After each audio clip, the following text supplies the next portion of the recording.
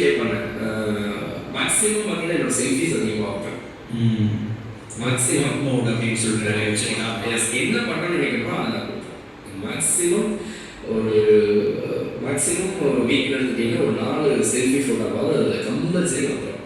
அதை மாட்டு ஏதாவது காரணங்கள் அது நான் நல்லா இருக்கேன், நல்லா ஃப்ரெஷ்ஷாக இருக்கேன் அப்படிங்கிறக்கா, நான் டயர்டாக இருந்தாலும் சரி, நீங்கள் மேபி பார்த்துட்டீங்கன்னா நான் என்ன ஃபோட்டோ இருந்தாலும் சரி, நான் டயர்டாக இருக்கேன், ரொம்ப அசிங்கமாக இருக்கேன், எல்லாரும் நினைப்பாங்க ஸ்டேட்டஸ் போடுறாங்க ஃபோட்டோ நீட்டாக இருக்கணும், அழகாக இருக்கணும் அப்படிங்களா? அப்படிலாம் கிடையாது.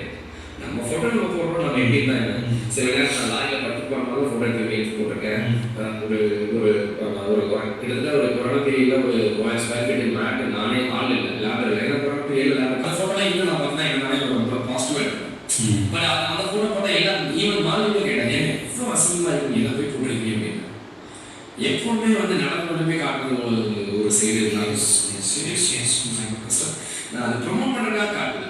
எனக்கு அந்த வேலை செஞ்சதுக்கு நான் ஃபீல் பண்ணது என்னன்னா, என்னாலையும் இந்த வேலையை இவ்வளோ கீழே பண்ண முடியுங்கிறத நான் அப்படிதான் நான் வந்து ப்ரொஜெக்ட் பண்ண ஆரம்பிச்சேன். ஓகே, எப்படி நீங்கள் உங்களுடைய தாட் ப்ராசஸ் சொன்னீங்க? ஏன்னா நீங்கள் ஏன் கேட்குறேன்னா, இங்கே வந்து நீங்கள் தெரிஞ்சு பண்ணுறீங்களோ தெரியாமல் பண்ணுறீங்களோ, டைரெக்டாகவோ இன்டைரக்டாகவோ வாட் எவர், நீங்கள் வந்து இந்த இடத்துல வந்து ஒரு பர்சனல் பிராண்டிங்கை பில்ட் பண்ணிட்டு இருக்கீங்க. அதாவது உங்களுக்கான ஒரு அடையாளத்தை வந்து